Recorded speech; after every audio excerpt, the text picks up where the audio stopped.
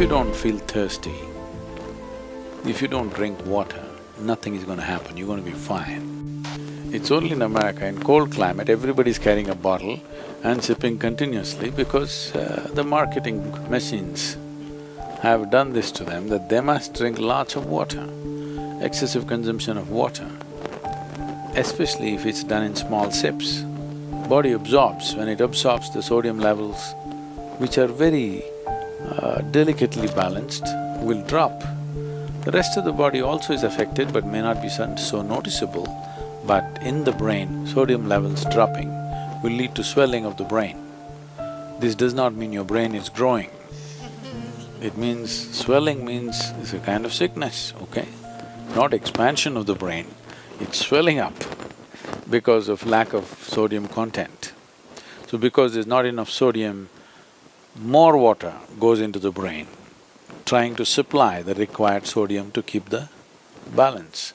So more water in your brain means you will slosh.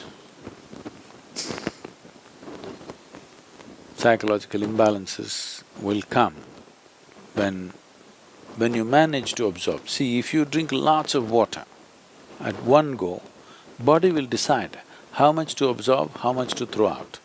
But if you keep sipping through the day, body kind of gets deceived and tends to absorb more water than it should.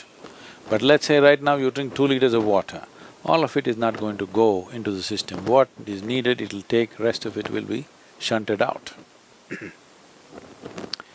So, not consuming water and being out there is very much a possibility.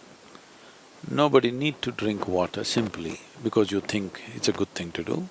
When you feel thirsty, you must drink water just to ensure you're drinking enough. Drink 10% more than what you actually need, a couple of cups more, just to ensure that you don't drink less. If you're not the kind who is carrying a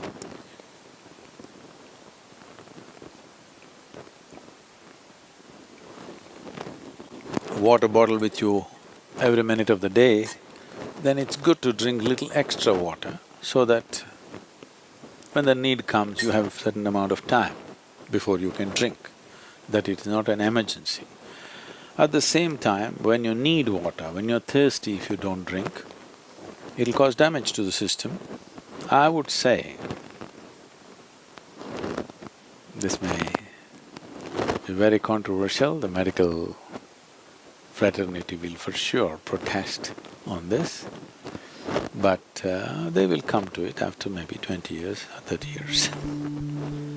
I would say if everybody consumes good water in sufficient quantity, 50% of the heart attacks in the world would come down.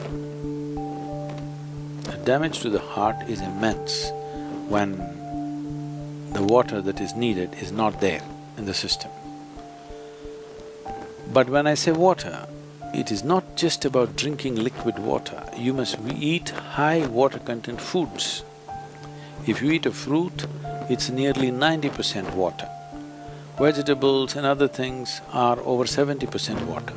Minimum 70% water content must be there in the food that you eat. So, very low water content food you eat and it goes and gets stuck in your… like concrete, it sits in your stomach. Now you drink water, that's not going to help. You must eat high water content foods. When you consume food, at least it must be level with the percentage of water content in your own body. So any food that you eat should be at least 70% water content. So this is why vegetables, fruits must be part of your diet so that it is there. Not consuming water in certain situations is okay, but if there is an indication of thirst, you must drink water. It's very necessary that you must drink water when there's an indication of thirst, because body has its own way. When it indicates you need water, you must give it water within 20 minutes or at least at the most half an hour. You must drink substantial quantity of water. If you drink enough water, then body will choose how much to take, how much to reject.